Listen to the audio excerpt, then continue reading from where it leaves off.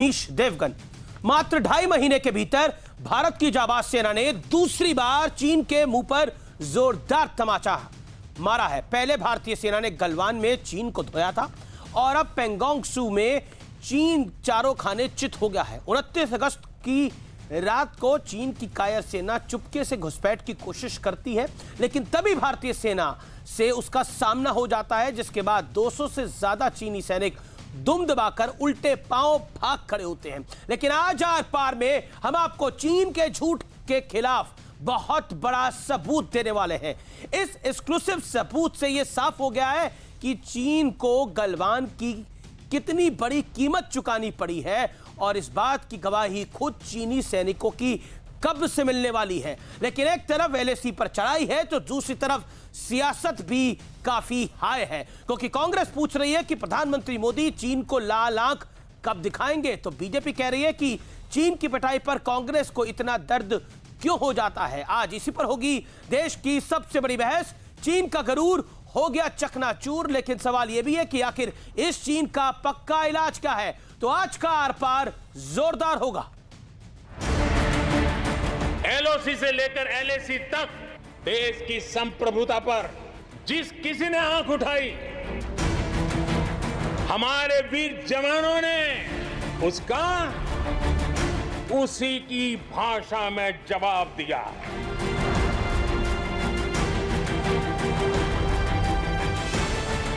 गलवान में जोरदार धुलाई के बाद भारत की जाबाज सेना ने चीन के मुंह पर फिर जोरदार थप्पड़ मारा है। चीन की सेना को यह थप्पड़ पेंगोंग झील वाले इलाके में पड़ा है। 29 अगस्त को चीन की कायर सेना ईस्टर्न लद्दाख के पेंगोंग इलाके में चोरी छुपे घुसपैठ की कोशिश कर रही थी। तभी भारतीय सेना से उसका आमना सामना हो गया, जिसके बाद चीन के करीब 200 घुसपैठिए सैनिकों को दुम दबाकर उल्टे पांव भागना पड़ा। तय सीमा से आगे बढ़ने पर भारतीय सेना ने चीन को उसकी असली औकात दिखा दी। इस बीच चीन के मुद्दे पर सियासी वार पलटवार भी चरम पर है। आए दिन चीनी दुस्साहस और चीनी घुसपैठ की खबरें सामने आ रही हैं। देश के प्रधानमंत्री मोदी जी कहां हैं? उनकी लाल आंख चीन को दिखाकर वो बात कब करेंगे? चीन को करारा जवाब कब देंगे? चीन से लाल आंख में बातें कब करेंगे? देश की सरजमीन से चीनी कब्जा कब छुड़वाएंगे? ये लाल आंखें वर्सेस भीगी हुई गमगीन आंखों का सवाल है। लाल आंख तो हिंदुस्तान के पास है, लाल आंख मोदी जी के पास है, लाल आंख इंडिया की आर्मी दिखाती है। तभी तो आज हिंदुस्तान का जो संप्रभुता है वो अखंड है। हमारे पास तो लाल आंख है, आपके पास ये भीगी हुई आंखें क्यों हैं? जब भी हमारे देश पर कोई हमला होता है, जब भी हम किसी के ऊपर हमला कर मतलब सर्जिकल स्ट्राइक करके आतंकवाद के कैंप को खत्म करते हैं, आप रोना धोना शुरू क्यों कर देते हैं? लेकिन आज हम झूठे चीन की पोल भी खोलने वाले हैं। गलवान में भारतीय सेना चीन पर किस तरह भारी पड़ी थी, इसका सबूत हम आपको दिखाने वाले हैं। चीन के सैनिकों की यह कब्र खुद गवाही दे रही है कि गलवान में भारतीय सेना ने चीन को बहुत नुकसान पहुंचाया था। न्यूज 18 के हाथ चीन के झूठ की एक्सक्लूसिव तस्वीरें लगी हैं। ये तस्वीरें गलवान में एलएसी के पास भारतीय सैनिकों के साथ संघर्ष में मारे गए चीन के सैनिकों की कब्र की हैं। इन तस्वीरों से साफ हो गया कि 15 और 16 जून की रात को गलवान घाटी में दोनों देशों के सैनिकों के बीच हुई झड़प के बाद चीन ने कितना बड़ा झूठ बोला था, क्योंकि चीन लगातार दावा करता रहा है कि इस झड़प में उसका कोई सैनिक नहीं मारा गया। इस तस्वीर में चीन की भाषा में सैनिकों का नाम तो लिखा ही है, तस्वीर के साथ यह भी लिखा है कि चीन के ये सैनिक जून में सीमा पर भारत के साथ हुए संघर्ष में मारे गए थे। उधर बीजेपी ने चीन से चंदा लेने के मामले में राजीव गांधी फाउंडेशन को घेरने के बाद अब भगोड़े मेहुल चोकसी से भी इस फाउंडेशन को पैसे मिलने का आरोप लगा दिया है। Mehul Choksi Punjab national bank fraud case में इन्वॉल्व्ड है, केस चल रहा है। राजीव गांधी फाउंडेशन को कई लाख रुपए मेहुल चोकसी के इस फाउंडेशन से मिला है। लेकिन आज बड़ा सवाल यह है कि आखिर चीन को लेकर कब तक सियासत होगी, इसी पर होगी देश की सबसे बड़ी बहस। चीन का गुरूर चूर चूर। आप देख रहे हैं देश का नंबर 1 डिबेट शो, और अब देश के नंबर 1 शो का वो विश्लेषण जो देश और दुनिया देखती है। चीन के गरूर को चकनाचूर होने का विश्लेषण सुनिए। 2.5 महीने में दूसरी बार एलएसी पर चीन को पड़ी जोरदार मार। चीन के विस्तारवादी कदम पर भारत ने जबरदस्त चोट की। भारतीय सेना ने खुद चीन के सैनिकों की कब्र ने उसके सबसे बड़े झूठ की पोल खोल दी, जो आज सुबह से न्यूज 18 नेटवर्क चला रहा है। खुद चीन के उसके बाद अगर हम बात करें तो एलएसी के पास गलवान में मारे गए चीनी सैनिकों की कब्र मिली है। चीनी सैनिकों की कब्र ने सबूत गैंग की बोलती को बंद कर दिया है। जो लोग सबूत मांगते हैं अक्सर बालाकोट के बाद, सर्जिकल स्ट्राइक के बाद, गलवान में सेना के शौर्य के बाद, उनकी बोलती को बंद कर दिया है। सुबह से इन कब्रों पर कोई नहीं बोला है। बढ़ता हूं आगे। सेना ने चीन को सबक सिखाया। कांग्रेस के ने कब्जे का राग दोहराया। कांग्रेस कह रही है कि अभी भी कुछ हिस्सा जो है वो कब्जे में है। मेरे साथ बात करने के लिए आज की इस चर्चा में अनुराग भदौरिया हैं, समाजवादी पार्टी के नेता। मेरे साथ आज की इस चर्चा में डॉक्टर संबित पात्रा हैं, भारतीय जनता पार्टी के वरिष्ठ प्रवक्ता। मेरे साथ अलका लांबा है, कांग्रेस पार्टी की नेता प्रवक्ता। मेरे साथ शंकर प्रसाद साहब हैं, रक्षा विशेषज्ञ। आप तमाम लोगों का स्वागत है। मैं सबसे पहले इसकी शुरुआत संबित पात्रा आपसे मैं करता हूं। संबित पात्रा, चीन पिछले 3 महीने की कहानी बयान करता है। अभी हम गलवान में लड़ रहे हैं, लेकिन चीन ने दूसरा प्लेटफॉर्म खोल दिया है, वो है अब हमारे सामने। क्या आपको लगता है कि आप सरकार की यह सोच कि अभी कुछ नहीं होगा, या फिर जो होना था वो हो चुका है, यह उसका खामियाजा है? विपक्ष भी सवाल पूछ रहा है। देखिए अमीश भाई, पहले तो मैं न्यूज़ 18 इंडिया और आपको और आपकी पूरी टीम को बहुत धन्यवाद करूंगा। आज सुबह से मैं आपके चैनल को देख रहा हूं, जिस प्रकार से चीनी कब्रों को आपने दिखाया है और पूरी अच्छी तरीके से सुबह से दिखा रहे हो। ये हमारे जो 20 जवान शहीद हुए थे, उनके शहादत को नमन है कि उन्होंने अपने शहादत से पहले किस प्रकार चीन के पीएलए के जो जवान थे, मैं तो उन्हें जवान नहीं कहूंगा, मैं तो उन्हें हैवान कहूंगा, उन हैवानों को किस प्रकार से मारा था और किस प्रकार एक शौर्य के साथ वो गए थे। आज ये कब्र दिखाने का आपने काम किया है। मेरा तो सिर्फ प्रश्न इतना ही है कि ये चीनी कब्र देख के कांग्रेस का सबर क्यों टूट रहा है? देखिए, इससे तो छाती चौड़ी हो जानी चाहिए कि इतने साहस और पराक्रम के साथ हमारे आर्मी के जवान काम कर रहे हैं। 3 कुछ पंक्तियां हैं मेरे पास आज हमारे आर्मी के लिए, मैं उन पंक्तियों से आर्मी को सैल्यूट करना चाहूंगा। भारत के वीरों ने गलवान में धोया, फिर सिर उठाया तो पेंगोंग में चीन रोया। हमने अनदेखी करके तेरे रिश्तों को ढोया, अड़ोस पड़ोस का तूने विश्वास है खोया। वही काटोगे चीनी जो तुमने है बोया, मेरे शेरों से तुम मिल ही चुके हो, याद रखो जागा है भारत नहीं है सोया। ये 2020 का इंडिया है, 2020 का भारत है। ये जागा हुआ भारत है, लाल आंख दिखाना जानता है, अपने संप्रभुता की रक्षा करना जानता है, और मैं उन तमाम आर्मी के जवानों को सैल्यूट करता हूं। ठीक है, अब मैं अलका लांबा का रुख करता हूं, विपक्षी पार्टी से हैं। अलका जी, आज संबित पात्रा ने, बीजेपी ने एक प्रेस कॉन्फ्रेंस करी, उसमें उन्होंने बहुत खुले तौर पे बोला, ये लाल आंखें बनाम भीगी हुई गमगीन आंखों का सवाल है। आपको सरकार पे विश्वास क्यों नहीं है? अलका जी, आपने टाइटल दिया है चीन का गरूर चूर चूर। बिल्कुल, भारतीय सेना को सलाम। हर बार उनको जब जब चुनौती चीन से मिली है, उन्होंने उन्हें मुंहतोड़ जवाब दिया है और परिणाम हमारे सामने आते रहे हैं। लेकिन देश के प्रधानमंत्री से सवाल ये लोकतंत्र, ये देश पूछ रहा है कि ये जो हालात है, ये इस बात को साबित एक बार फिर कर देते हैं कि आपका जो बयान था, जिसने सेना का मनोबल गिराया, जिसने देश के साथ एक धोखा के तौर पर इस बयान को देखा कि ना कोई घुसा था ना कोई घुसा हुआ है। और आपको मालूम है, ये 29 की रात को होता है और 30 को आप मन की बात करते हैं। उस मन की बात में आप देश की बात नहीं कर रहे, आप कोरोना महामारी की बात नहीं कर रहे हैं, आप देश की गिरती अर्थव्यवस्था की बात नहीं कर रहे, आप चीन से मिल रही चुनौतियों पर राजनीतिक स्तर पर नेतृत्व का क्या भूमिका है वो बात नहीं करते। मैं अभी देश के रक्षा मंत्री राजनाथ सिंह जी का ट्विटर हैंडल देख रही थी। रक्षा मंत्री हैं, क्या उनकी जो है वो देश को बताना चाहते हैं इस सारे जो चीन की तरफ से चुनौतियां मिल रही हैं, राजनीतिक स्तर पर क्या हो रहा है आप जानेंगे। 29 तारीख को वो लखनऊ में भाजपा के कार्यकर्ताओं को संबोधित कर रहे थे और अभी भी आज भी वो भाजपा के कार्यकर्ताओं को संबोधित कर रहे। तो देश के रक्षा मंत्री के पास मुझे लगता है कि समय नहीं है। और जहां तक विदेश मंत्री की बात है, एस शिवशंकर जी बताते हैं, उन्होंने कहा है चीन ने LAC पर भारी संख्या में सेना तैनात कर दी है जो उनकी समझ से परे है। उन्हें समझ नहीं आ रहा है कि चीन लगातार अपनी सेना को LAC पे क्यों बढ़ा रही है। हवन करने के लिए तो नहीं बढ़ा रही है, ये तो तय था कि हवन नहीं करने के लिए वो वहां भेज रहे थे, वो अपनी कार्रवाई कर रहे थे। बिल्कुल हवन तो करने के लिए नहीं, लेकिन कब्रों पर उनके जरूर मोमबत्तियां जल रही हैं। अलका जी, मेरा निवेदन है कि आपका ऑडियो थोड़ा खराब हो रहा है। अगर आप उस ऑडियो को, क्योंकि आप हमारे साथ स्काइप के माध्यम से जुड़ी हैं, तो अपने ऑडियो को थोड़ा अगर दुरुस्त कर पाए तो वो अच्छा होगा, क्योंकि बहुत ज्यादा डिस्टर्बेंस आ रही है। संबित बोलिए। अलका जी कुछ कह रही हैं आप? 10 सेकंड। मैं भी देखती हूँ ऑडियो ठीक हो पाए। अभी थोड़ा बेटर हुआ है, आप अपनी बात को कंप्लीट करिए। थोड़ा बेटर हुआ है audio, make your point. Amit ji, मैं यही कह रही हूँ, आप और हम पूरा देश की सेना को सलाम कर रहा है, लेकिन राजनीतिक स्तर पर यह वार्ता पूरी तरह फेल होते हुए दिख रही है। राजनीतिक नेतृत्व को जिस तरीके से आगे आना चाहिए। कल मन की बात को क्यों डिसलाइक किया देश के लोगों ने? इसलिए क्योंकि वो सब नहीं सुनना चाहते थे कि खिलौने बनाए, खिलौने से खेले, कुत्तों को कैसे पाले, मोर से खेले।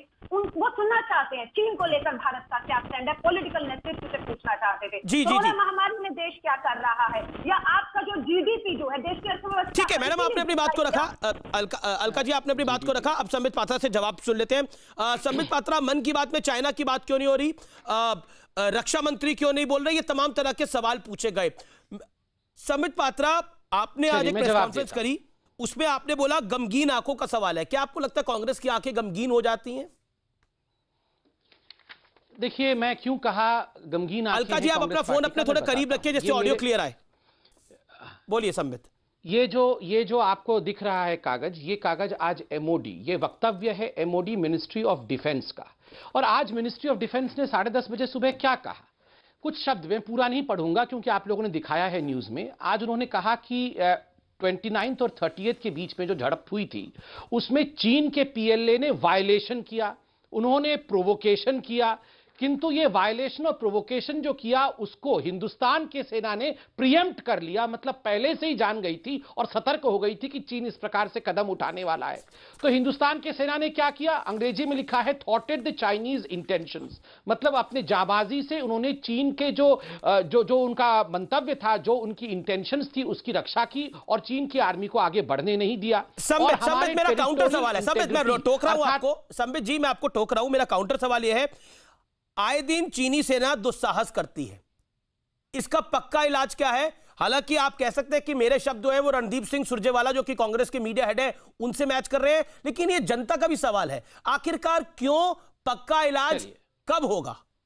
क्योंकि जब गलवान हुआ तो गलवान में भारतीय सेना ने रौंदा और जिसके हमने फुटेज भी दिखाए, लेकिन आखिरकार पक्का इलाज क्या है? डॉक्टर पात्रा, ध्यान से सुनिए। जो मैंने अभी वक्तव्य आपको बताया, उस वक्तव्य को बताने का कारण क्या था? वक्तव्य को बताने का कारण था कि हिंदुस्तान की सेना ने बिल्कुल सक्षमता के साथ अपने हिंदुस्तान की इंटीग्रिटी को बचाया। इसमें तो खुश होना चाहिए, इसमें रो क्यों रही है कांग्रेस पार्टी? नंबर 1। नंबर 2, आपने कहा चीन का परमानेंट इलाज किया है। चीन एक्सपेंशनिस्ट है, चीन विस्तारवादी है, कोई आज से शुरू नहीं हुआ है। 1962 में जब जवाहरलाल नेहरू जी को सरेंडर करना पड़ा था, तब से लेकर 600 इनकर्शन जब मनमोहन सिंह जी के समय हुआ था, तब से लेकर आज तक न केवल भारत के लिए अपितु अपने तमाम नेबर्स के लिए और पूरे विश्व के लिए चीन एक एक्सपेंशनिस्ट शक्ति है।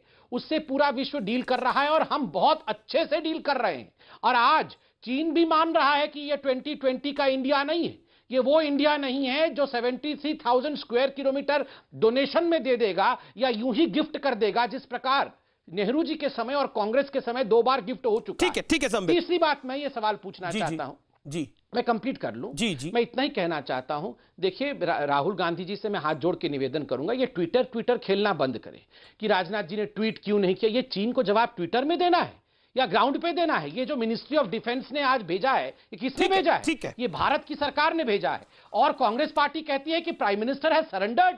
अरे धिक्कार है। प्रधानमंत्री क्या सरेंडर करता है? प्रधानमंत्री क्या अपनी घर को सरेंडर कर देगा?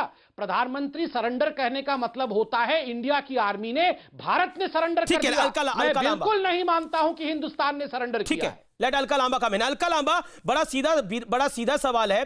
चाइना को भारतीय सेना धो रही है। गलवान का प्रूफ हमने दिखाया, क्योंकि सबूत बहुत मांगे जा रहे थे। प्रूफ हमने दिखाया कि किस तरह से वहां कब्रें हैं। इसका मतलब भारतीय सेना ने लास्ट टाइम भी पीटा था चीन को, और इस बारी भी उन्होंने घुसपैठ करने की कोशिश करी, लेकिन हमने अपनी संप्रभुता को बरकरार रखा।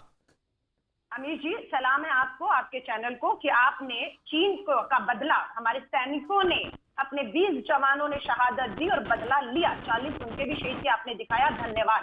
सैन्य स्तर पे बात ही नहीं हो रही है, ये सारी बात सैन्य स्तर पर ले आते हैं, राजनीतिक स्तर पर बात हो रही है। कहाँ है राजनाथ सिंह जी? ये जवाब नहीं दिया। ट्विटर हैंडल खोलिए ना उनका, देखिए राजनाथ सिंह जी लखनऊ के कार्यकर्ताओं को 2 दिन पहले और आज संबोधित कर रहे हैं। देश के रक्षा मंत्री हैं, देश सुनना चाहता है उनको। देश के रक्षा मंत्री के बाद विदेश मंत्री चिंता जाहिर कर रहे हैं कि 1962 के बाद ये हालात बहुत चिंताजनक है, युद्ध की स्थिति बढ़ी हुई है, ऐसे बात कही जा रही है इन्हीं के द्वारा। लेकिन देश को विश्वास में लेकर पूरी तरह से इस बात का भरोसा दिलाना, और मैं कह रही हूँ चीन पर अमीर जी बिल्कुल आपने सही कहा, यकीन भरोसा नहीं करना चाहिए, धोखेबाज देश है। लेकिन दुख की बात है केंद्र की मोदी सरकार चीन की कथनी पर यकीन कर रही है, उनकी करनी को नजरअंदाज कर रही है।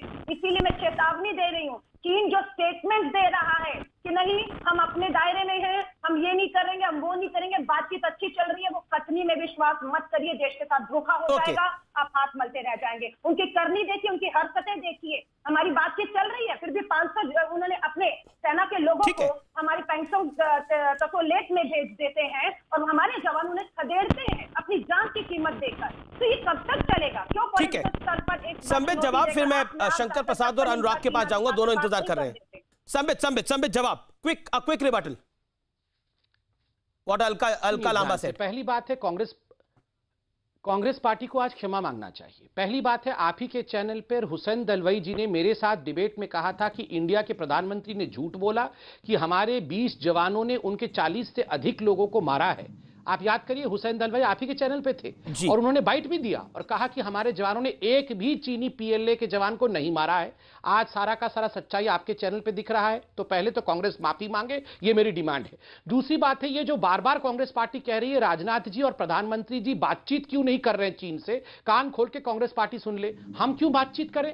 हम क्यों बातचीत करें? ये आखिर क्यों चाहते हैं कि भारत जाके गिड़गिड़ाए, भारत जाके चीन से बातचीत करे? क्योंकि 2008 में मां बेटे ने पैसा लिया था चीन से, इसलिए कहीं ना कहीं मुझे तो शक होता है कि इन्होंने अपने ईमान को चीन में गिरवी रखा है, और तभी आज ये गिड़गिड़ा रहे हैं कि भारत के रक्षा मंत्री और भारत के प्रधानमंत्री तुरंत चीन से बातचीत करें। हम तो आर्मी के लेवल पे करेंगे जो करना है। हमारे मंत्री जाके क्यों गिड़गिड़ाए चीन से? ये क्यों चाहते हैं? ये बार बार क्यों कह रहे हैं कि प्रधानमंत्री और रक्षा मंत्री चीन से बातचीत करें? क्यों करें?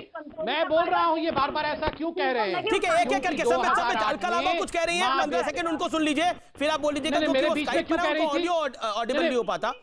मैं इसलिए कह रहा हूं, मैं मेरे बीच में क्यों बोल रही थी? मैं ठीक है, आपने अपनी बात को रख लिया संबित। अब अलका को 15 सेकंड सुन लीजिए। अलका लांबा, वो कह रहे हैं देश के रक्षा मंत्री क्यों बात करे चीन से? चीन से बात नहीं, चीन से बदला लेना है। बात तो देश के लोगों से करिए, देश को बताइए चल क्या रहा है। आपकी वार्ता कहां जाकर फेल हो रही है कि आप वार्ता की बात करते हैं और 2 महीने के अंदर दूसरी बार ये हमें चुनौती मिलती है। Okay, Sambit respond now. जवाब नहीं देते। ठीक है Alka, you made a point. Alka Lamba has made a point, Sambit respond.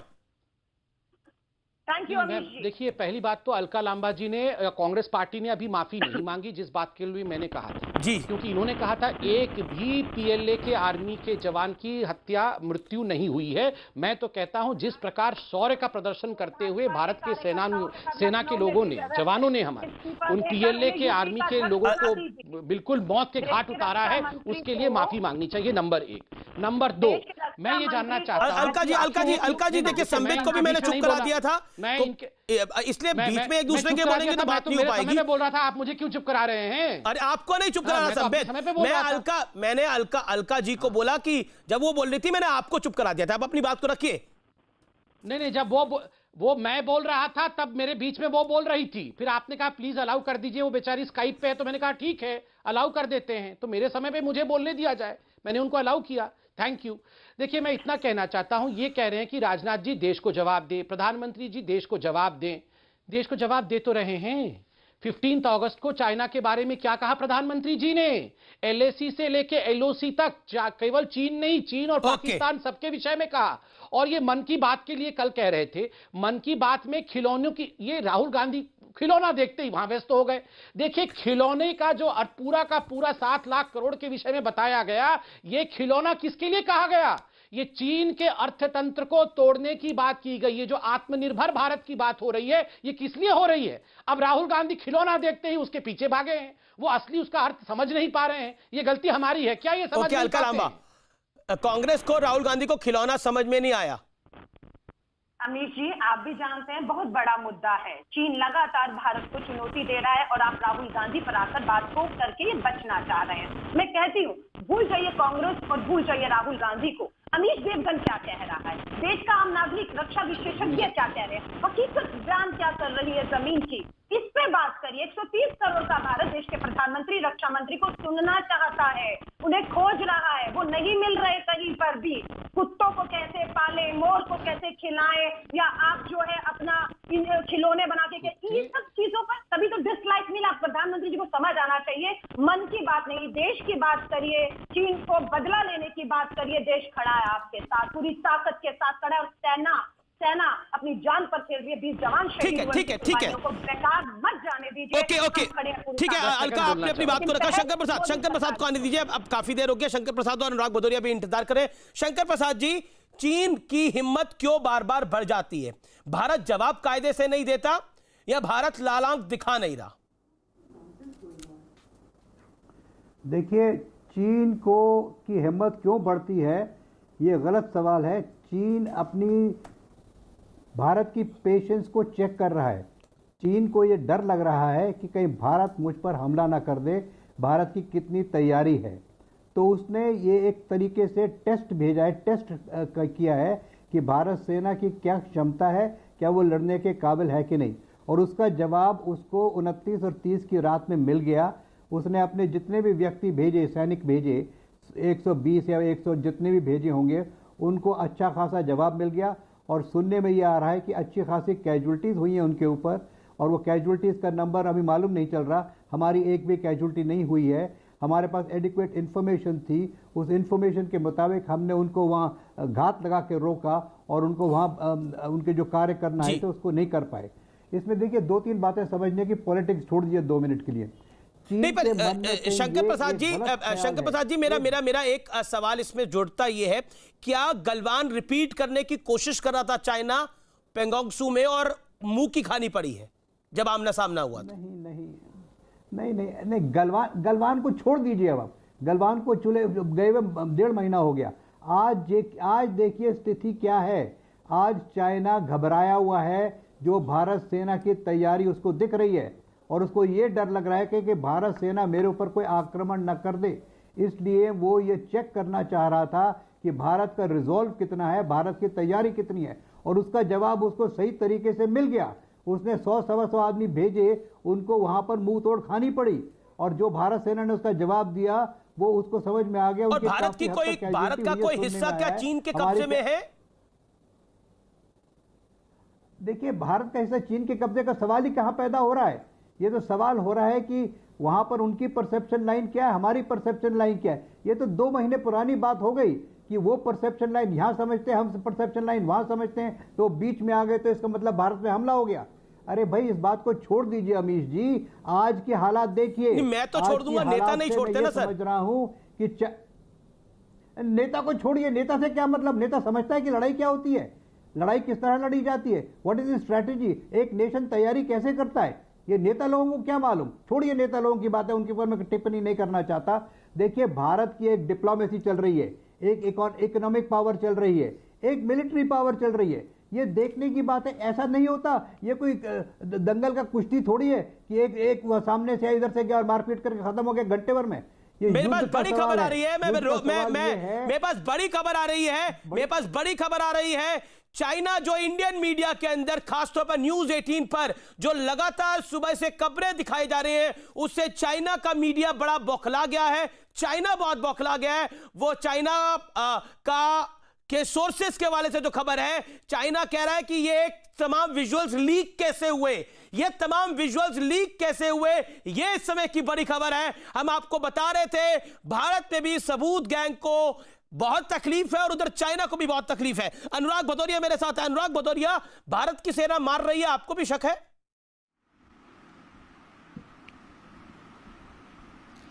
नहीं, मुझे तो कभी भारतीय सेना पे तो हमें कभी भी शक नहीं हुआ, क्योंकि भारत की सेना इतनी मजबूत है। मैंने कहा ना, भारत की सेना तो हमेशा से दुश्मनों को घर में घुस के मारती आई है, क्योंकि हमारे फादर खुद रहे हैं, उन्होंने खुद लड़ाई लड़ी है। इसलिए मैं कहना चाहता हूं कि हम तो समाजवादी लोग पहले से कह रहे थे कि जो चाइना है हमारा दुश्मन नंबर 1 है और इससे हमें भरोसा नहीं करना चाहिए, क्योंकि भरोसेमंद देश नहीं है। लेकिन ये तो संबित पात्रा और संबित पात्रा जी की पार्टी कहां समझ पाई, ये तो समझ ही नहीं पाए। इनको जो दुश्मन नंबर हम चाइना को बता रहे थे, ये तो लाठी हमारे ऊपर चला रहे हैं। हम जब देश के अंदर की बात करते हैं, देश की समाज की और देश की माने छात्रों की सुरक्षा की बात करते हैं, तो इनकी सरकार हम पे लाठी बरसाती है। कमाल की बात तो ये है, और मार के सर फोड़ देती है। तब संबित पात्रा की आवाज नहीं निकलती है। आपको क्या, हम लोग जो वहां लड़ने गए थे, जो अपनी बात कहने गए थे लोकतांत्रिक तरीके से, हम राजभवन में अपनी बात कहने गए थे कि नहीं छात्रों को मत निकलने दो, तो लाठी आपने मेरे ऊपर बांध दी। तो आपको क्या हम चाइनीज नजर आ गए थे, पाकिस्तानी नजर आते हैं? ये बता दीजिए। हम आपसे पूछना चाहते हैं पात्रा जी, आप बताइए आपको हम क्या नजर आते हैं? आप हिंदुस्तान के लोगों का सम्मान करना नहीं जानते। आप क्या हमारे लिए देश की आर्मी लड़ती है? आप तो नेतागिरी करते हो। आप कब लड़ते हो? आप तो कभी झूला झूलते हो, कभी उनके साथ गली में या करते हो, कभी उनके साथ में अपनी मूर्ति बनाने का ऑर्डर देते हो। 3000 करोड़ ले जाओ भैया, सरदार पटेल की मूर्ति मुझे देना। तब तो आप कुछ नहीं देखते और यहाँ के मीठी बातें करते हो। नहीं, हमारी फौज बहुत मजबूत है और फौज किसी तरह से मानेगी नहीं, फौज तो दम लेके मानेगी। अरे तो हम ही कहते हैं, पूरा देश कहता है कि हिंदुस्तान की फौज बहुत मजबूत है। तो आपकी राजनीतिक जो सोच है वो क्या करती है, बताइए ना। आपकी राजनीतिक सोच बस हमारे देश के अंदर में विपक्ष पे लाठी बरसाने के काम आती है क्या, या विपक्ष को घेरने का काम? ठीक है, हो गया अनुराग। अब आपने बोल लिया, आपने 2 मिनट बोला अनुराग। अब आप जवाब संबित पात्रा से जवाब सुन लीजिए। अब आपने 2 मिनट बोल लिया, तब आप उतनी आंखें क्यों नहीं? अनुराग जी रुकना भी पड़ता है, मेरा निवेदन स्वीकार करिए। समाजवादी कार्यकर्ताओं पे निकलती है क्या? अच्छा ठीक है, आपके कार्यकर्ताओं पे लाठी बांधी गई। अब आप चाइना की डिबेट में अपने कार्यकर्ताओं की लाठी तो मत लाइए, मेरा निवेदन ये है, क्योंकि बड़ा सीरियस टॉपिक है और आपके कार्यकर्ताओं पे लाठी चली, वो उसका भी आप विरोध संबित पात्रा में दर्ज करा लीजिएगा। समाजवादी ने हमेशा बोला कि चाइना नंबर 1 दुश्मन है हमारा। अरे बिल्कुल, समाजवादी पार्टी को चाइना नंबर 1 दुश्मन दिखाई देता है संबित पात्रा। चाइना दुश्मन नंबर 1। अच्छा ठीक है सर, अभी मैं इनको शांत करेंगे तभी तो मैं बोलूंगा। पुलिस वाले ने चलाई हो, पर्सनल प्रॉब्लम को तो मैं डिबेट में डिस्कस नहीं कर सकता, लेकिन संबित पात्रा रिस्पॉन्ड।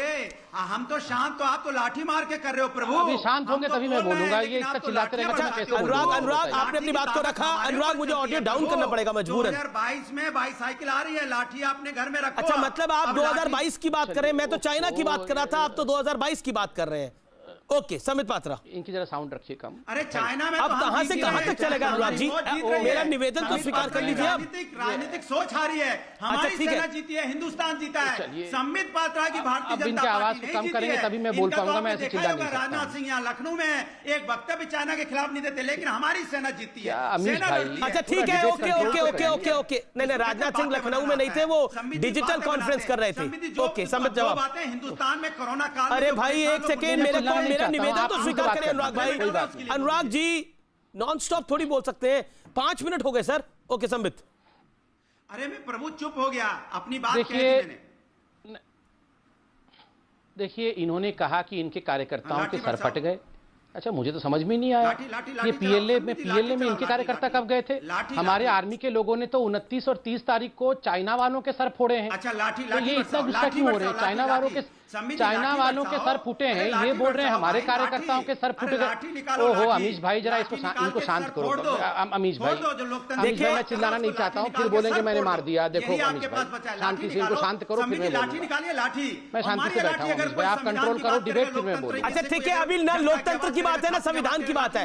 हम ये तो देखें, शंकर प्रसाद जी कितने अनुभवी आदमी यहाँ बैठे हुए हैं, कितने अनुभवी आर्मी के वेटरन यहाँ बैठे हुए हैं। मुझे लगता है कि विषय पे बात रखनी चाहिए। आपने लाठी की बात रख ली, हो गई बात, 5 मिनट तक रखी आपने अनुराग जी, और किसी ने आपको नहीं टोका। संबित पात्रा ने चू तक नहीं करी जब आपने अपनी बात को रखा। अब चुप रहिए।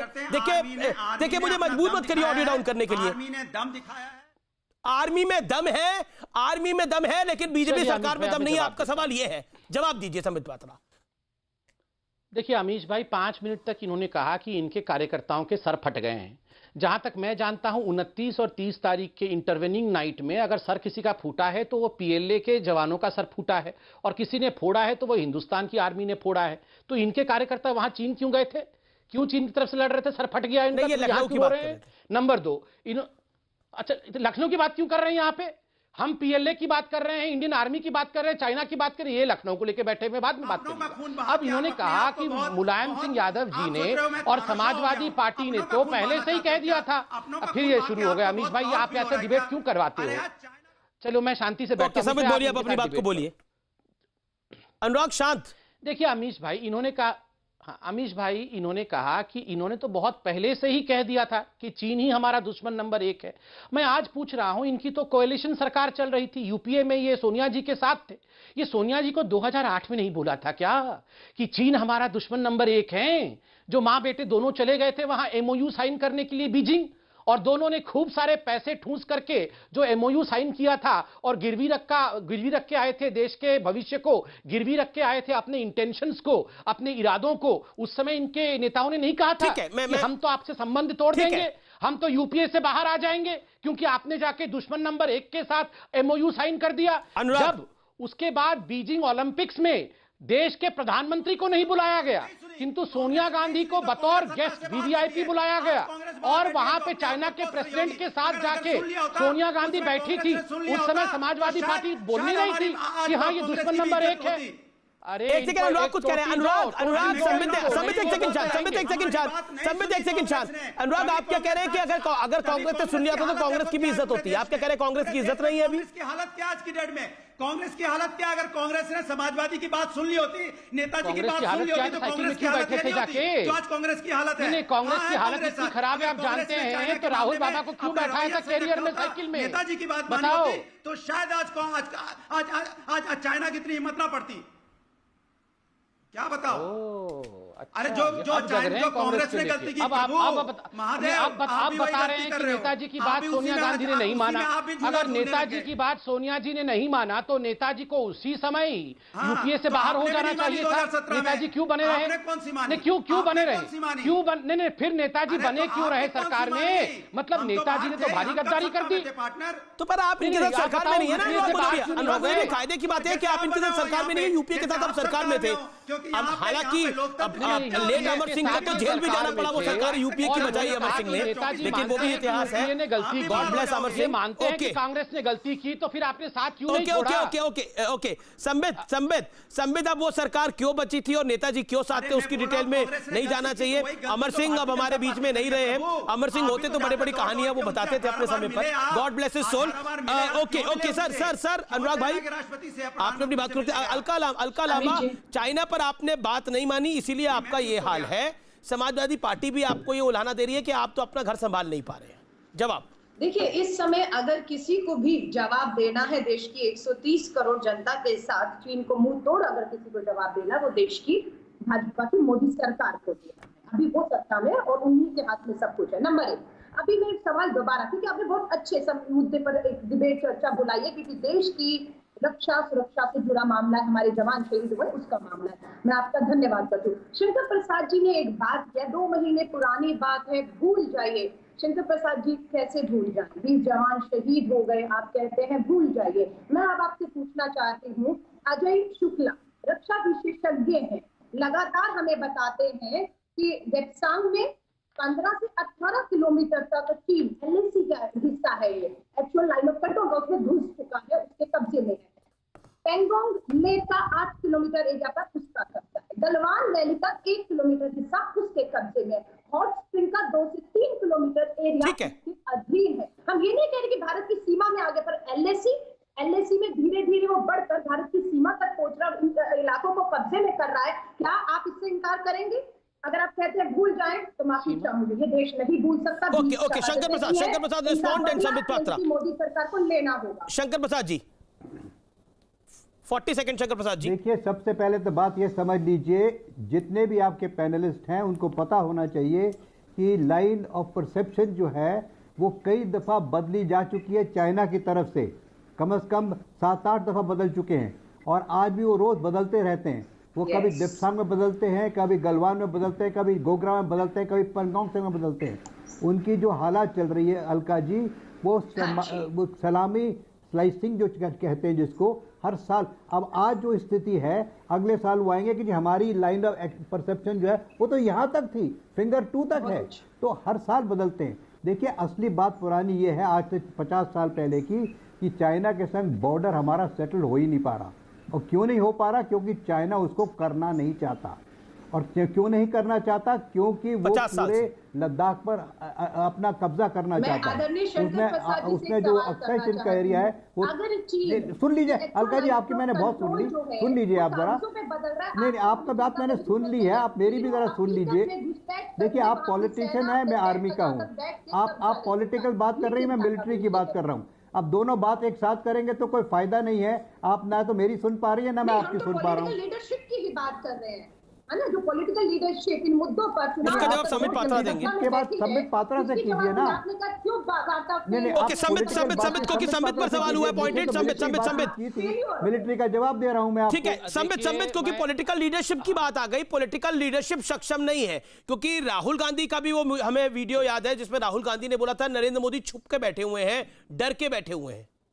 चलिए देखिए, एक तरफ आप मोदी जी की तस्वीर लगाइए, दूसरी तरफ राहुल गांधी की तस्वीर लगाइए, और गली में जा रहे किसी भी बच्चे से आप अपने स्टूडियो अलका जी संबित जी को सुन लीजिए, और किसी भी छोटे बच्चे को बुला के पूछ लीजिए कि कौन इनमें से लीडर है, वो बता देगा।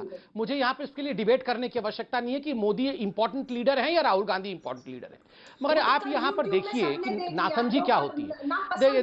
देखिए मुझे अमीश भाई सभी लोग मेरे बीच में बात करेंगे और मैं सबके लिए चुप रहूंगा, ये कहाँ का न्याय है? बिल्कुल गलत है। सारे लोग चाइना की तरह बिहेव कर रहे हैं। बोलिए, सारे लोग चाइना की तरह बिहेव, यही होता है। चीन और इंडिया, मैं इंडिया हूं और ये 2 चाइना बैठे हुए हैं।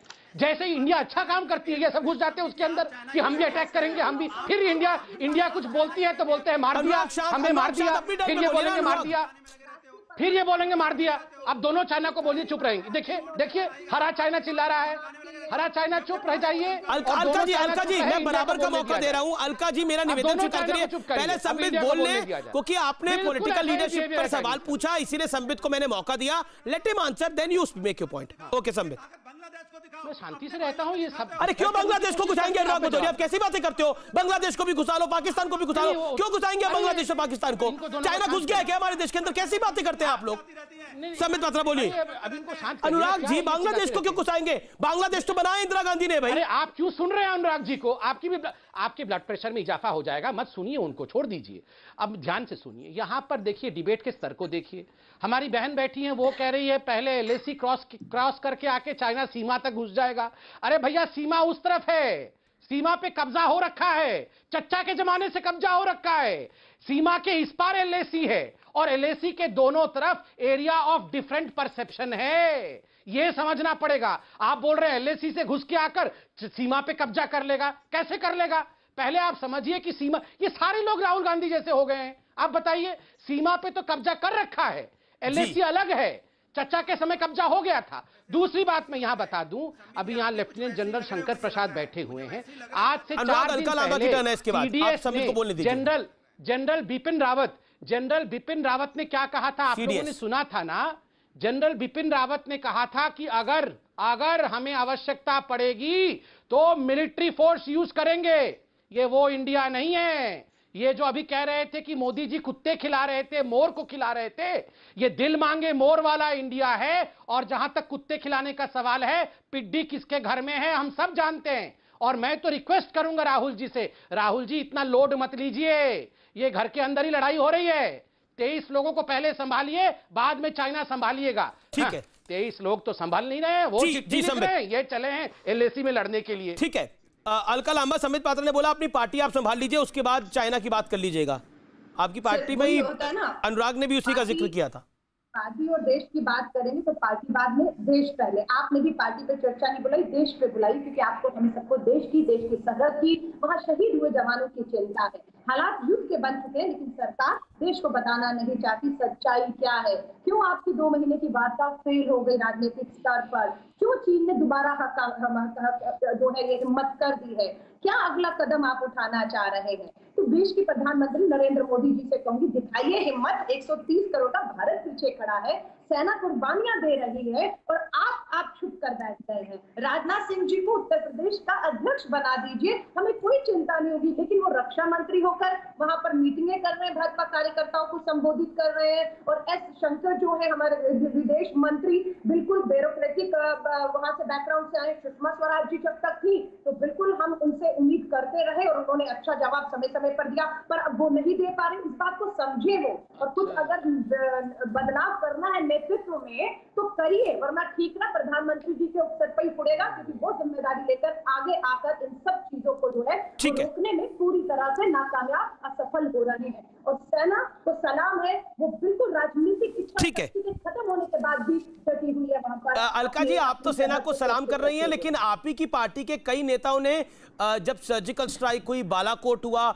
या फिर अभी जब गलवान हुआ, तब सेना पर ही सवाल खड़े कर दिए थे कि किसको मार क्या है। अमित जी, कभी सेना पर कोई भी, आप हो मैं हो, कोई सवाल खड़े नहीं कर सकता। पर हुए थे खड़े। केंद्र की मोदी सरकार के लोकतंत्र में होते हैं, लेकिन ये सेना के कंधे पर खेलती है।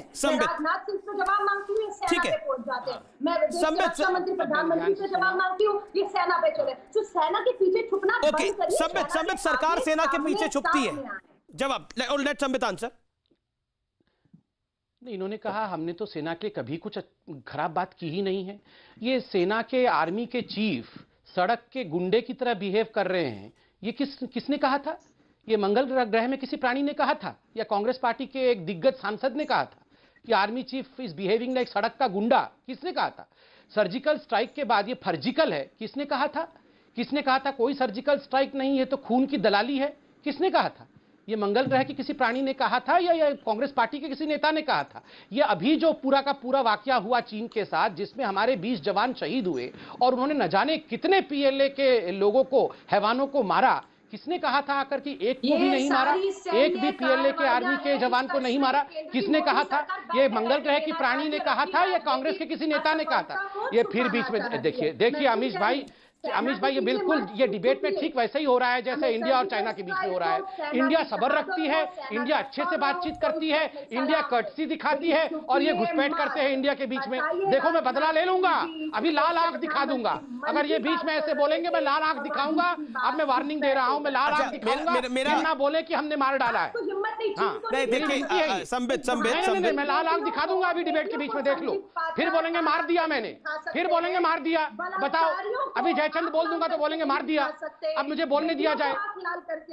मैं इनके बीच में नहीं बोलता हूं, मैं शांतिपूर्वक कर्टसी से सुनता हूं, और ये सब मेरे बीच में चिल्लाते हैं और फिर हम एक्शन लेते हैं तो बोलते हैं मार दिया। इसलिए मैं आपसे रिक्वेस्ट करता हूं अमीश जी, आप यूनाइटेड नेशन हैं, आप जरा पहले चीन को संभालिए। संबित पात्रा, मैं ना यूनाइटेड नेशंस हूं, मैं एक एंकर हूं और एंकर की भूमिका निभा रहा हूं। मैं सबको बराबर का मौका दे रहा हूं। मैं मान रहा हूं कि आप जब बोल रहे हैं तब अलका जी ने बोला, लेकिन आपको मैं आगे मौका दूंगा। लेकिन आप अपनी, जो सवाल था, पॉइंटेड सवाल था, आप सेना के पीछे छुपते हैं। नहीं, यहाँ पर भी चीन और पाकिस्तान के गठबंधन को देखिए, वो हरे कुर्ते में पाकिस्तान को देखिए जरा, मतलब फट से चीन के बचाव में आ जाते हैं। कोई पाकिस्तान नहीं है, चीन और पाकिस्तान यहाँ भी गठबंधन में बैठे हैं। मगर आप हमें कम मत सोचिए, घुसपैठ करके तो देखिए। अब मैं अपने फॉर्म में आ जाता हूं। देखिए आपने उठा दिया अनुराग भदौरिया को, अपनी कुर्सी से खड़े हो गए। अब देखिए कैसे इनको डेमोलिश करते हैं। ना, अब हम छोड़ेंगे नहीं, बहुत हो गया, बहुत कर्टसी दिखा लिया। अब चीन और पाकिस्तान दोनों को डेमोलिश करके दिखाते हैं आपके शो में। पहले तो जहां तक चीन का सवाल है, मैं आप सवाल पूछता हूं। अरे हम तो जवाब दे रहे हैं, मगर ये माँ बेटे कब जवाब देंगे? 2008 में बीजिंग में जाकर पैसे खाए थे, उसको डकार भी लिया, उसका जवाब कौन देगा? जब डोकलाम हुआ था, चीनी टेंट के नीचे कौन पकड़ा गया था? कौन पकड़ा गया था? बताइए। Alka respond now. पहन क्या है Alka ji, Sambit you made your point, Alka respond now. Sambit ji, you made your point, Rahul Alka Gandhi respond now. पकड़े गए थे, उसका जवाब कौन देगा? नहीं, मैं तो इनको मेडिसिन चखा रहा अमीश था जी। कि अगर ये चीन और पाकिस्तान अमीश घुसपैठ जी। करेंगे, जी, जी, जी। इंडिया ऐसे ही फायरिंग करेगा।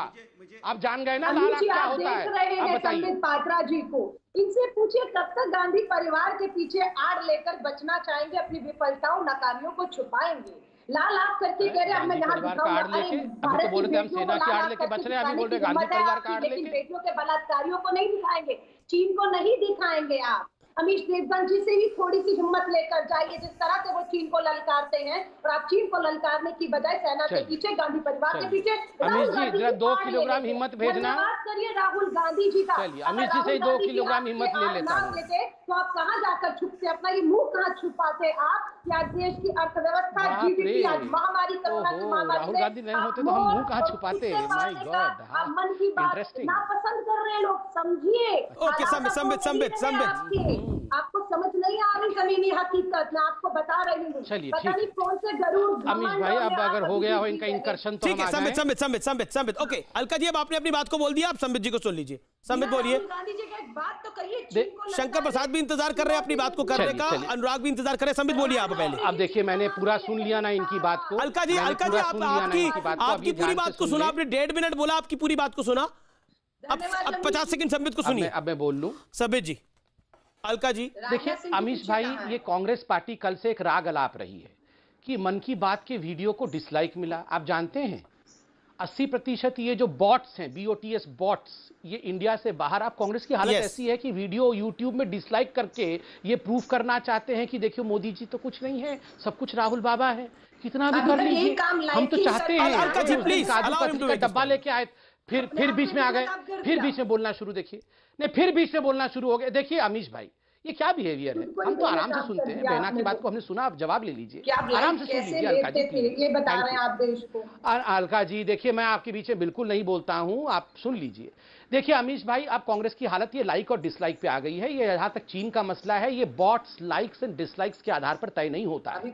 ये तय होता है जज्बात, ये तय होता है कॉन्फिडेंस पर, ये तय होता है विजन पर, ये तय होता है देश में किस प्रकार का नेतृत्व है। और आज मैं गर्व से कहता हूं, मोदी जी में आज वह नेतृत्व है जो सीना चौड़ा करके जवाब देना जानता है। और हिंदुस्तान का बच्चा बच्चा आज मोदी जी के साथ खड़ा है। मैं तो सिर्फ इतना ही कह रहा हूं, अगर कांग्रेस को इतना फक्र है अपने नेतृत्व पर, पहले तो अपना नेतृत्व तय कर ले। अरे कांग्रेस के ही लोग पूछ रहे हैं कौन अध्यक्ष है या कौन अध्यक्षा है। इनके तो नेतृत्व का ही तय नहीं हो पा रहा है, कौन इनका नेता है वही तय नहीं हो पा रहा है। अरे बहना, आप चीन को बाद में निपटना, पहले अपने घर में देख लो क्या हो रहा है। मैं ब्रेक ले रहा हूं, मैं ब्रेक ले के लिए रुक रहा हूं, ब्रेक के बाद तुरंत हाजिर होता हूं। आप देख रहे हैं देश का सबसे लोकप्रिय नंबर 1 डिबेट शो आर पार, और ट्विटर पर पब्लिक जबरदस्त फीडबैक दे रही है, आप भी दे रहे हैं। आपके भी कुछ सवाल हैं, मैं कांग्रेस, बीजेपी, शंकर प्रसाद साहब से और अनुराग भदौरिया से ब्रेक के बाद लूंगा। आप देख रहे हैं आर पार, देश का लोकप्रिय डिबेट शो। इस दौर में मैं पब्लिक के सवाल पूछूंगा। लोगों ने ट्विटर पर काफी सारे सवाल भेजे हैं। पहले वक्त आपका है, अलका लांबा, अनुराग भदौरिया, शंकर प्रसाद और संबित पात्रा। मैं सीधा अलका लांबा आपसे सवाल पूछता हूं। आपसे सवाल पूछ रहे हैं, एक हैंडल है केजू करके, और उन्होंने काफी सारे सवाल पूछे। एक धनंजय भी आपसे सवाल पूछ रहे हैं और एक पांडे जी हैं सवाल पूछ रहे हैं। इन सबका सवाल मिलता जुलता है। इनका सवाल यह है कि कांग्रेस पार्टी देश हित के मामलों में राहुल गांधी और दल हित को क्यों ऊपर रख देती है? नहीं, बिल्कुल उनका ऐसा मानना गलत है। देश हित सबसे पहले है, कोई भी इस तरह की गलती और भूल ना कर सकता, ना कांग्रेस कर रही है। कांग्रेस देश हित को सबसे आगे रखा, ये बताने की जरूरत नहीं। आजादी के आंदोलन से लेकर जितनी कुर्बानियां, जितनी शहादतें कांग्रेस ने दी हैं, और जहां से कांग्रेस देश को 70 सालों से लेकर आई है, उसके मुकाबले आज भाजपा, संघ, RSS में आपसे कोई तुलना भी नहीं होती। आप इस बात पे यकीन रखिए। ठीक है, संबित पात्रा दोबारा से एक बार सुरक्षित हाथों में आए। संबित पात्रा, बिल्कुल संक्षेप में, मेरे को 2 मेहमानों के पास और जाना है। संबित पात्रा, आपसे सवाल पूछ रहे हैं, विश्व गुरु हैं, एक चौबे जी हैं, और उसके अलावा एक उर्दू में किसी का नाम लिखा हुआ है, वो भी सवाल पूछ रहे हैं। वो आपसे सवाल पूछ रहे हैं कि भारतीय जनता पार्टी सेना के पीछे क्यों छुपने की प्रयास करती है बार बार, हर बार? मां के पीछे कभी बच्चा छुपता नहीं है। मां के आंचल में बच्चे को सुरक्षित लगता है, इसलिए सेना के पीछे कोई छुपता नहीं है। सेना इस देश का अभिन्न हिस्सा है और चाहे हमारी सरकार हो चाहे कोई भी देशवासी हो, सेना के पराक्रम को हम सल्यूट करते हैं और सेना से हम प्यार करते हैं। सेना पे हम किसी प्रकार का प्रश्न चिन्ह नहीं लगाते। जब सेना सर्जिकल स्ट्राइक करती है तो हम ये नहीं कहते हैं कि सेना फलानी पार्टी से मिली हुई है और ये सर्जिकल स्ट्राइक है, कोई सर्जिकल स्ट्राइक नहीं। ठीक है, हम कभी सेना के अध्यक्ष को सड़क का गुंडा नहीं कहते हैं। ये हमारे और कांग्रेस के बीच में संस्कार का फर्क है। ओके, शंकर प्रसाद जी, आपसे सवाल पूछने वाले तो कई हैं, सभी का एक ही सवाल है, क्या भारत ने कुछ खो दिया है या कुछ पा लिया है? देखिए, चीन जिस सवाल का जवाब ढूंढने आया था कल रात को, उसको जवाब मिल गया है कि भारत सेना के संग पंगा लोगे तो मार खाओगे। वो यही देखने आया था कि भारत सेना कितनी स्ट्रांग है, कितनी तैयार है और कितना रिजॉल्व रखती है देश को संभालने के लिए, देश की सिक्योरिटी रखने के लिए। तो वो देखने आया था, उसने चेक करना चाह रहा था कि क्या हाल है। शंकर जी, समय समाप्त हो गया, लेकिन मुझे अनुराग भदौरिया को 5 सेकंड देने पड़ेंगे। अनुराग भदौरिया, आप क्या कहना चाहते हैं फाइनल वर्ड में? आपके लिए कोई खासे सवाल नहीं आए, लेकिन क्या कहना चाहते हैं? 5 सेकंड। देखिए, मैं तो एक सीधी सी बात बताना चाहता हूं कि इतने दिनों से मैं पूरे देश में डिबेट देख रहा था, कम से कम आपने राष्ट्र पे डिबेट की, इसलिए मैं बधाई देता हूं। दूसरा, संबित जी, हमें शुक्रिया सर, समय फिलहाल इतना ही है, लेकिन आज का निष्कर्ष यही है कि देश हित को ऊपर रखिए और तमाम पॉलिटिकल पार्टियां अपने राजनीतिक हित को पीछे रखिए। भारत की सेना सक्षम है, भारत का नेतृत्व सक्षम है चाइना को जवाब देने के लिए। नमस्कार, जय हिंद।